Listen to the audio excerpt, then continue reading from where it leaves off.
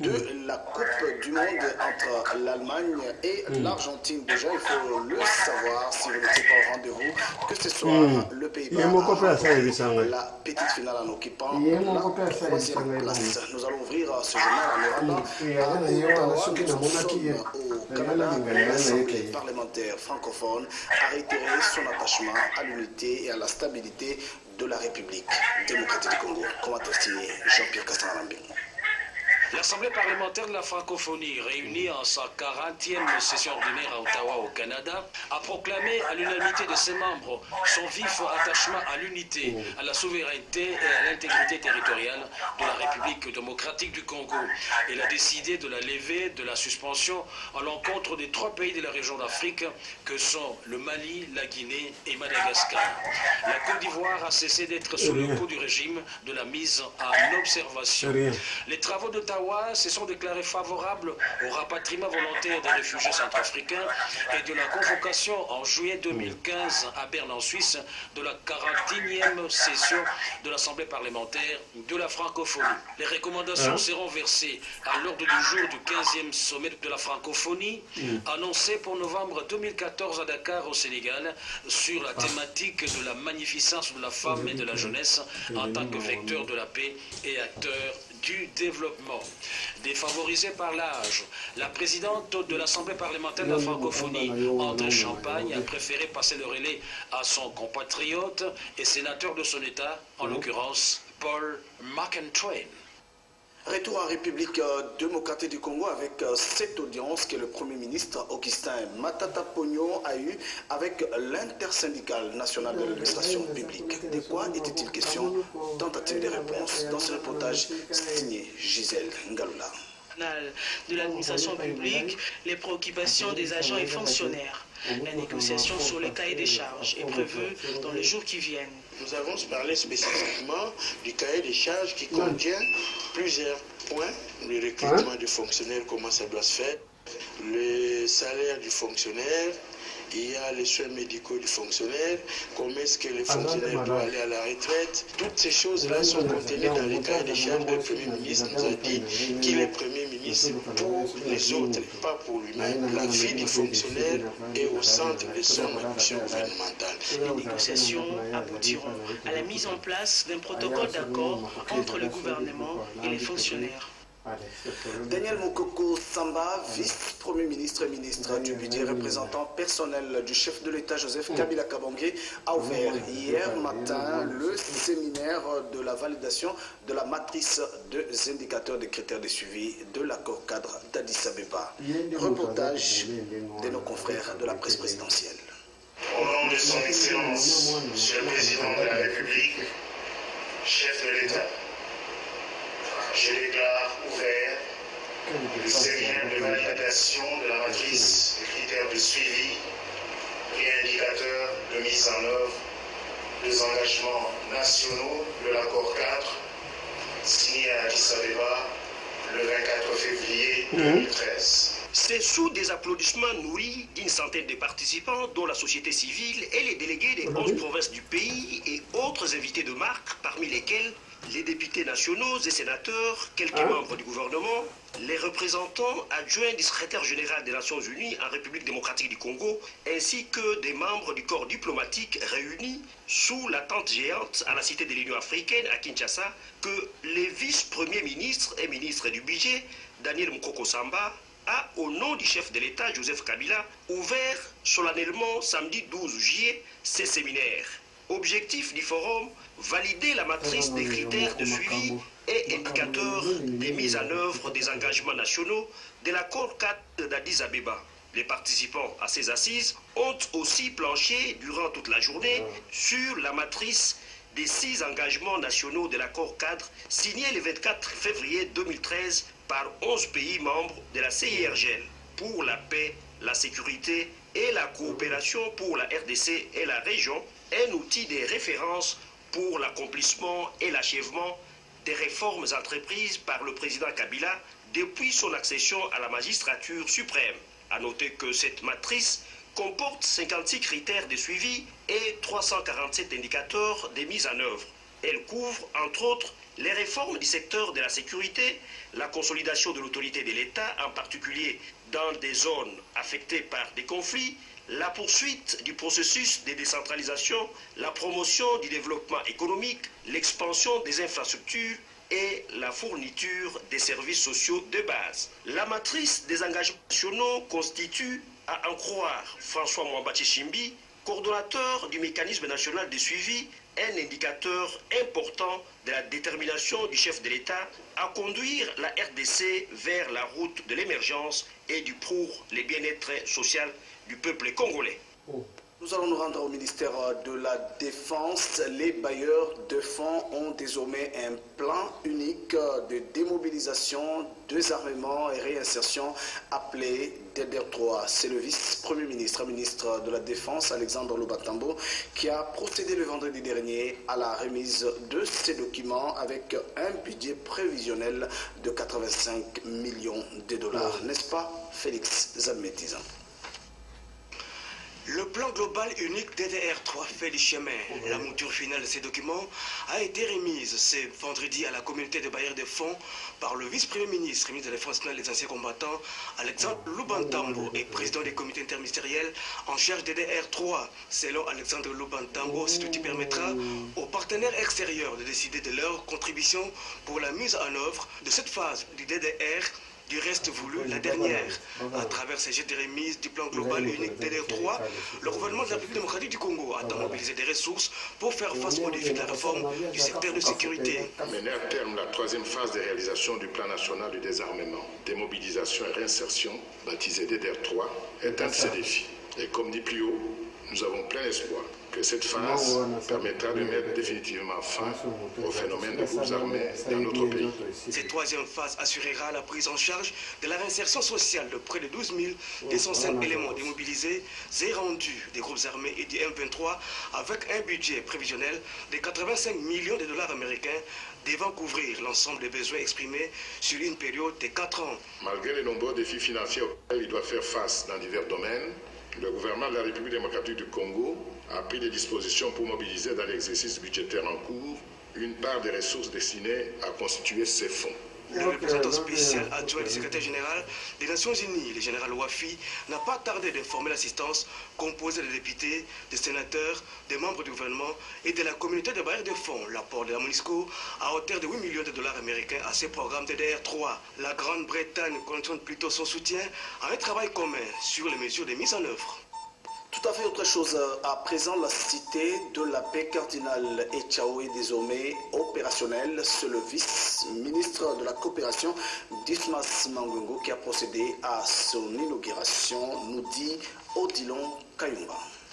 Les travaux de la revue annuelle du document des stratégies pour la croissance et la réduction de la pauvreté des CRP2 et du programme d'action du gouvernement PAG se sont clôturés le jeudi dernier au Grand Hôtel Kinshasa. Il en ressort de ces 2 journées de travail des recommandations très pertinentes. Le ministre du Plan et suivi de la mise en œuvre de la révolution de la modernité qui a ouvert et clôturé au nom du Premier ministre cette édition de juillet 2014 a salué l'implication personnelle de Matata Ponyomapon pour la réussite de ces travaux. Célestin Vunabandi Kanyamijigo a par ailleurs exprimé la gratitude du gouvernement de la République aux représentants du PNUD et de la société civile pour leur apport précieux.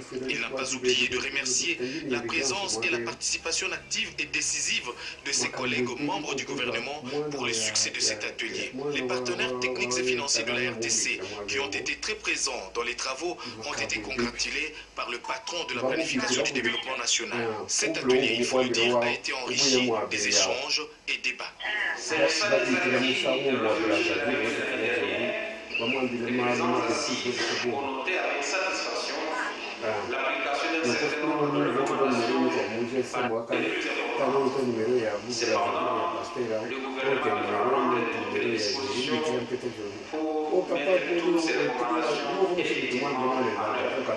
La prochaine édition de la revue annuelle du DCRP et du PAG est prévue pour juillet 2015. Nous allons à présent suivre cet élément du ministère de l'Intérieur où les expulsés, c'est un commentaire signé Oscar Mbal. Pas droit décider en RDC, interpellé pour justifier la régularité de son séjour et l'exercice de sa profession au sein de la société Afrogem, les tueurs Atala Hijazi, de nationalité libanaise, a présenté une carte de travail expirée depuis décembre 2013 et un visa de travail dont la durée de validité couvre une période largement supérieure à celle de la carte de travail expirée. Les services de la DGM l'ont reconduit à la frontière les jours même, c'est-à-dire le 10 juillet 2014, par Ball Turkish Airways. Dans la même situation, son épouse, qui a souhaité tout naturellement accompagner son mari et ne plus rester en RDC. Quant aux tueurs Kondé Ibrahima et Sekou Bangoura, entrés clandestinement en RDC par pirogue en provenance de la République du Congo, ils ont été interceptés par les services au poste frontalier du Beach Marsavco PLC. Reconnus réguliers eux aussi, ils ont été reconduits à la frontière à la date du 11 juillet 2014 par le vol Royal Air Maroc. A noter que ces expulsés ont été reconduits chez eux dans le respect des normes internationales en la matière et la dignité humaine. Nous allons prendre les activités du ministère des Affaires étrangères. La candidature de la RDC au poste de la Commission internationale de justice a été au centre de entretiens que le vice-ministre des Affaires étrangères, Maître Célestin Tounda Kassende, a eu avec l'ambassadeur du Maroc et du Nigeria. Officiel de la conférence régionale des jeunes sur la paix, la stabilité et le développement dans la région de Grand Lac, les jeunes se sont répartis en 4 commissions, notamment paix et sécurité, démocratie, bonne gouvernance, développement économique et affaires sociales et humanitaires, avec comme finalité que chaque commission propose 3 ou 4 projets de développement dans chaque secteur. Ces projets vont constituer les recommandations à présenter au sommet des chefs d'État dès la CIRGEL qui se tiendra du 20 au 24 juillet à Nairobi. Sur l'aspect psychologique, les jeunes de la République démocratique du Congo peuvent retenir une chose. Goma, c'est une ville vivable actuellement et que les jeunes de Goma sont très reconnaissants du fait qu'ils ont vu leurs frères d'autres provinces venir ici à Goma, y passer un temps en toute tranquillité.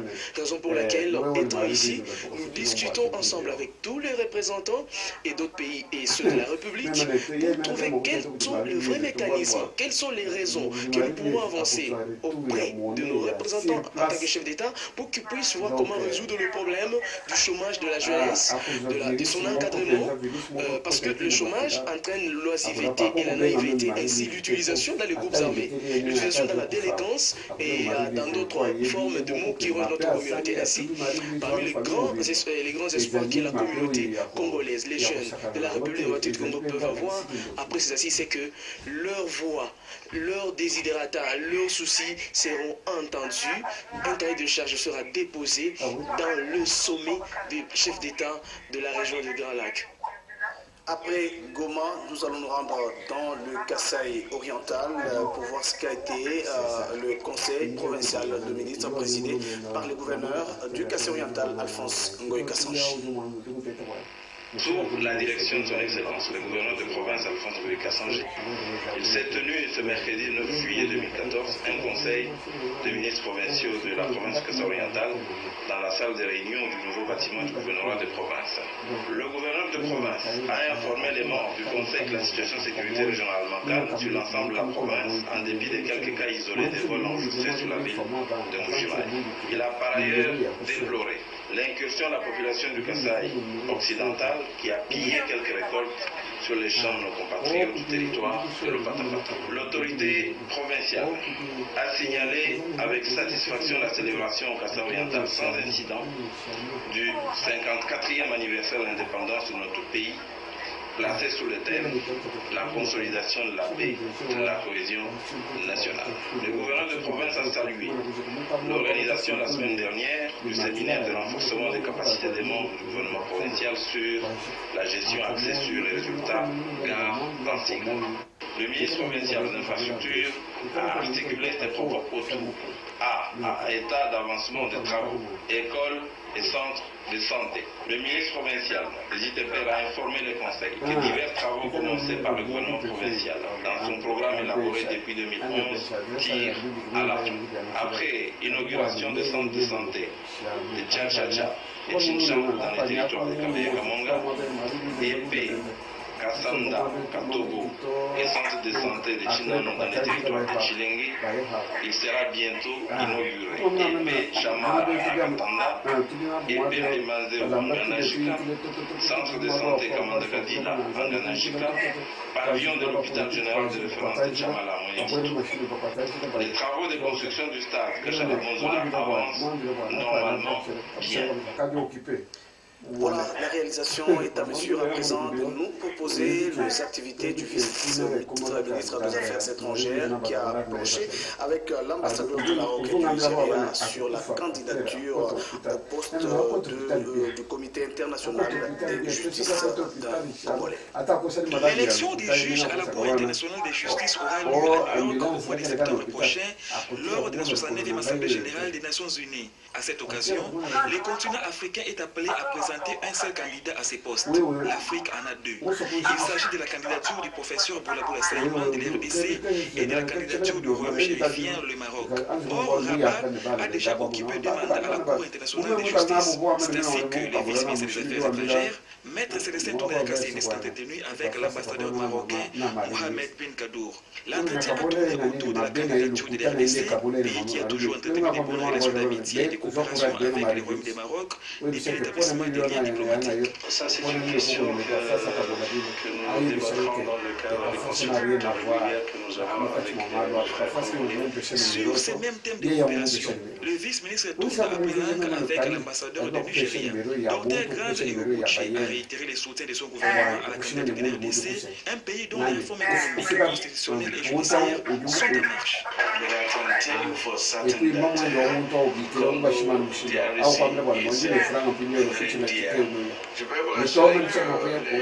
Le Congo est un pays frère, un pays dynamique, et donc nous avons entraîné un protocole signé d'entente tel que chaque pays accorde son soutien coopératif à l'autre quand il s'agit de matière de représentation internationale dans une organisation de cette même façon.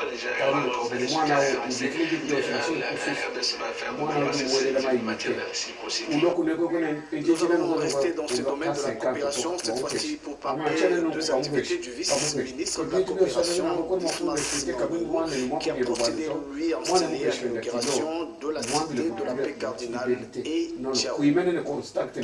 La cité de la paix cardinale et Tchou, à qui le gouvernement de la République a accordé une vocation sociale, vient de faire ses premières preuves avec une double cérémonie. La présentation du premier type de maison et aussi la remise officielle des certificats d'enregistrement des premiers bénéficiaires. Une cérémonie symbolique présidée par le vice-ministre de la coopération internationale, Dismas Mangwengu, au nom du gouvernement, des évêques auxiliaires de Kinshasa, des sénateurs, des députés nationaux, des ambassadeurs, des autorités policières de la ville de Kinshasa et des représentants des différentes organisations. Plusieurs interventions à cette occasion, avant la coupure symbolique de ce qui est et sera la cité de l'habitat social. Le coordonnateur Abbé Bagaza s'est attardé sur les caractères social de ce projet. La symbolique du caractère éminemment social de ce projet apparaît encore en ces jours par la pose de la première pierre par un des évêques auxiliaires. Cette cité revêtira désormais un caractère géostratégique. Ça n'est suivi la remise des certificats d'enregistrement aux bénéficiaires et la visite des types de maisons qui, au fait, donnent aux nombreux souscripteurs la possibilité de faire leur choix selon leur revenu. Voilà, nous allons nous rendre au ministère de l'économie, cette fois-ci pour vous signaler que l'établissement d'un chronogramme cohérent d'importation du guichet unique était au centre de l'entretien que le ministre de l'économie, Jean-Paul Nemoyato, a eu avec le comité de pilotage Pierre Mouya. ministres du gouvernement ayant dans leurs attributions incompétents l'économie et commerce, Jean-Paul Nemoya Tobadibole, ainsi que les transports et voies de communication, Justin Kalumba Mwanangongo, ont co-présidé une séance de travail à l'intention du comité de pilotage du guichet unique intégré du commerce extérieur. Séance qui a gravité autour du chronogramme d'activité d'installation de ces grands projets du gouvernement de la République démocratique du Congo. Nous sommes réunis pour évaluer le processus de passation des marchés de sélection de l'opérateur qui doit installer des guichets uniques électroniques intégrés du commerce extérieur. Conformément à la loi de passation des marchés, la société Bivac qui avait gagné le marché, il y a ICANN qui avait introduit les recours auprès de la Cour suprême de justice, la Cour qui jouit de son autonomie, a fait son travail et à la date du 13 juin 2014, la Cour avait rendu public son arrêt qui demandait au gouvernement de continuer, étant donné que les cours des candidats qui permet de déposer auprès d'elle était irrécevable, à demander à nos experts qui sont ici de constituer une équipe pour déjà essayer de réfléchir comment nous allons veiller à la sauvegarde de l'intérêt de l'État lorsque nous allons entrer en partenariat avec l'opérateur privé qui a gagné le marché. La grande équipe de ce soir, composée d'Henri Alimassi, J.R. Kalala et Alain Soudi, vous dit merci de votre fidélité à la radio-télévision nationale congolaise et surtout nos voeux, c'est que ce matin, vous puissiez prier pour la République démocratique du Congo et ce soir, prenez rendez-vous donc avec la grande finale de la 20e édition de la Coupe du Monde, Argentine, Allemagne, un match qui vous sera retransmis en direct sur la radio-télévision congolaise.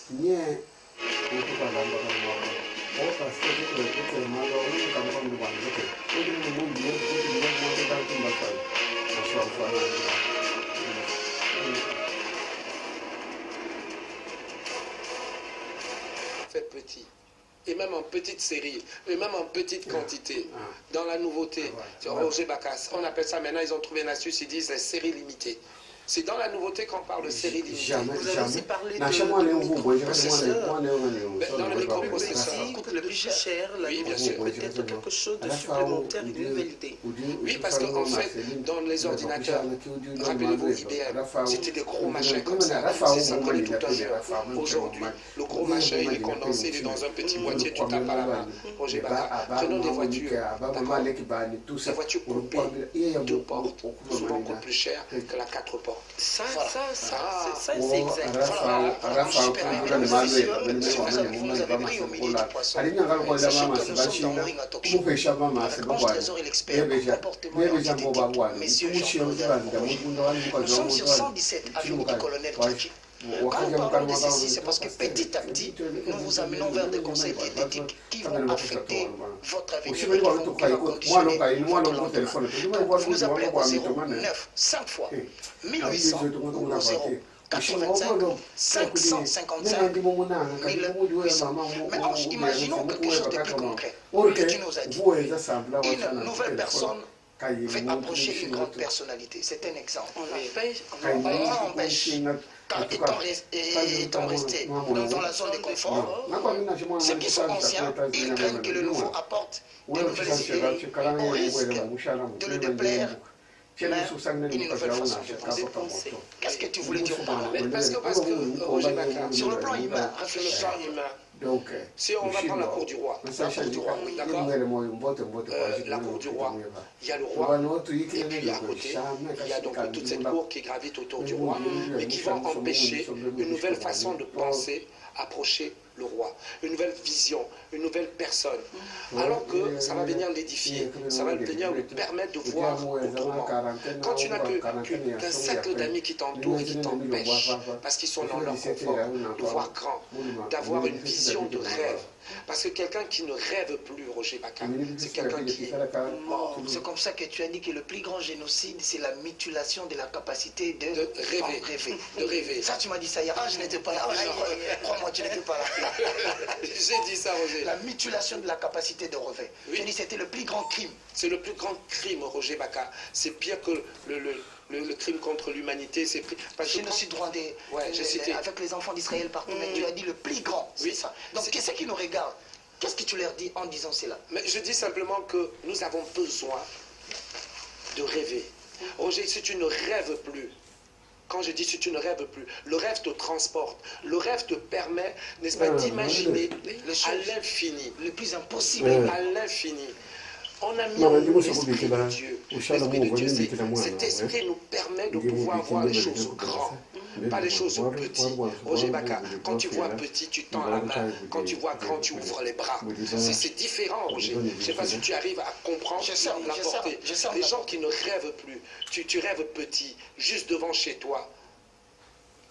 Et tu n'as que la vie que tu as. Le monde, Roger. On a coupé les jambes à Israël. On a coupé les jambes à Israël. Les jambes on a calciné. On a calciné. On les a atomisés. On les a dans les chambres à gaz. Dans les gaz, on les a gazés. Mais malgré cela, ils se sont relevés. Et les jambes, ils se sont mis à se régénérer. Et encore plus fort qu'avant. C'est comme ça que tu m'as dit que l'économie israélienne est parmi les économies les plus stables. Malgré tout ce qu'ils ont vécu. Malgré tout ce qu'ils ont vécu depuis des dizaines et des dizaines et des dizaines d'années. Voilà. Roger Baka, on a fait la même chose aux Africains avec l'esclavage. On nous a coupé les jambes, mais manque de peau. Nous, on n'était pas debout encore. On était assis. Nous sommes restés assis, Roger. Oui. À la différence d'Israël, ils étaient déjà debout. D'accord? Les Juifs étaient déjà debout. On leur a coupé les jambes parce qu'on savait qu'ils pouvaient faire mal. Malgré qu'on leur a coupé, ça a repoussé. Il y a une régénération. Nous, on nous a coupé les jambes alors que nous étions assis. Maintenant, qu'est-ce qu'on fait? On reste toujours assis et puis on attend. On attend quoi? On attend quoi pour innover? Je vais te dire une chose qui m'a touché énormément. La capacité de l'Afrique à encaisser tous les coups. Nous avons une force mentale qui nous permet de nous transporter. J'ai vu quelque chose qui m'a époustouflé, Roger. C'est quoi? Quand je suis arrivé au Congo, j'ai vu un robot qui réglait la circulation. Et c'est là où j'ai compris que l'homme noir pouvait rêver en grand. Quand un noir a pu le faire, Roger Baka, c'est la première fois que tu circules dans le monde. J'étais scié, j'ai dit c'est pas possible, ça vient de Chine, ça vient de nous, on dit non du Congo. J'ai dit my God, c'est pas possible. On m'a dit oui. Je dis donc le noir peut rêver en grand. Je dis aux Africains, il faut rêver en grand, très grand, plus grand que ce que notre imagination ne peut même imaginer. Ça va nous transporter. Qu'on se le permette. Parce que demain, le monde, les richesses sont en Afrique. L'Occident a besoin de ces richesses pour exister. Mais si on revient en grand, nos richesses pourront nous permettre d'aller encore plus loin. Et de concurrencer ce qui... Mais parce qu'on est assis par terre et on regarde. On ne veut pas s'adapter à la nouvelle attitude. On ne veut pas avoir... On attend que le secours vienne d'ailleurs. Non, le secours ne viendra jamais de l'extérieur. L'extérieur, si on connaît l'histoire, Roger Baka, il viendra simplement nous prendre ce que nous avons de plus cher, notre âme, notre richesse, notre force, notre dignité. Roger, nous avons besoin de personnes nouvelles. Parce que le pays est en mutation, comme tu as dit. Nous avons quelque chose qui plane au-dessus de nous. Nous avons besoin de quelque chose qui change. Des gens qui ont besoin, Roger Baka, de voir grand. Moi, quand je rencontre quelqu'un, je dis, est-ce que cet homme voit grand? Quand je rencontre une femme, est-ce qu'elle voit grand? Moi, quand tu m'as présenté cette dame, Ange Trésor, je dis, c'est une femme extraordinaire, parce qu'elle n'hésite pas d'aller de l'avant. Marcia Création. Quand je vois cette dame qui a créé ce robot, je dis, c'est quelqu'un qui a vu grand. Quand je rencontre quelqu'un, je dis qu'est-ce qu'il va me dire de grand? Mais j'aime pas les gens qui pensent petit, Roger. C'est comme ça qu'Ange, tu voulais dire? Mais oui, parce que vous avez encore dit tendre vers la dignité, changer le comportement, quitter la mendicité pour tendre vers le travail. Mais il faut tendre vers le travail, Roger. Il faut voir grand, il faut voir nouveau, il faut espérer, mais ne pas simplement se continuer à dire nous sommes au rythme de je ne sais pas quel pays. Le pays, le rythme, c'est toi. Au rythme c'est toi qui crée le rythme du pays qui donne le tempo. Donc c'est une mauvaise réponse quand les gens disent mais au rythme du pays. Comment ça va au rythme du pays? Roger Baka, c'est le rythme, c'est toi qui donne le tempo. Ce n'est pas le pays. Ne subis pas les rythmes, c'est ce que tu veux dire. Ce n'est pas le rythme, c'est toi qui donne le rythme. C'est toi le maître d'orchestre, c'est toi qui donne le rythme, c'est toi qui impose un souffle nouveau, c'est toi qui as un concept nouveau, c'est toi qui te lèves demain. Tu n'es pas un manager, tu es un leader. Au Congo, il y a des leaders, mais qui se sont complets à faire du managérial. Ils sont des managers. Roger, tu as été à l'école. Roger, tu as été à l'école. Tous ceux que je rencontre, ils sont bardés de diplômes. Les enfants du Congo sont instruits. J'ai vu des personnes riches et cultivées. Voilà. Mais j'ai vu également des personnes qui voulaient être côté manager. Complaisance. Mais pas de leader. Je cherche aujourd'hui de rencontrer quelqu'un qui te dit ils sont des managers, ils sont des leaders, mais en réalité, ils jouent les managers. Pourquoi tu veux travailler dans une compagnie de téléphone? Pourquoi tu veux travailler chez je ne sais pas trop qui, que je ne citerai pas le nom. Tout simplement pour effectivement être des demandes d'emploi. Oui, il faut créer. Il faut créer, Roger, innover. Quand ils viennent au Congo, Roger, quand ils viennent au Congo, je veux les citer, quand ils viennent au Congo, tous les étrangers, ils viennent créer. Pourquoi nous ne créons pas? Pourquoi nous ne créons pas alors que nous avons fait des études pour ça, Roger? Nous devons créer. Oui, parce que vous avez encore dit que nous sommes une génération nouvelle. Oui. Oui. Une génération de bâtons. Une génération de bâtons. Oui. Nous n'avons pas pris conscience de notre situation. Nous devons nous battre. Nous attendons que les gens s'élancent dans la bataille pour que nous venions le racketter. Qu'est-ce que tu voulais dire par là? Mais parce qu'on vient toujours demander, Roger, aux États-Unis, j'ai eu la chance, je remercie mes parents, de me donner l'opportunité d'aller visiter et faire mes études dans les pays. Roger, je me suis rendu compte que quand quelqu'un fait des études poussées et qu'il a 3, 4, 5, 6 masters, il revient, ce n'est pas pour être le manager, c'est pour créer sa compagnie. Les Américains, quand ils sortent de l'école, ils créent leur compagnie. J'ai vu des gens de 26 ans sortir leur carte de visite et me donner, c'était marqué président, directeur général de à 26 ans. À 26 ans, Roger. Il n'a pas attendu d'aller travailler chez quelqu'un.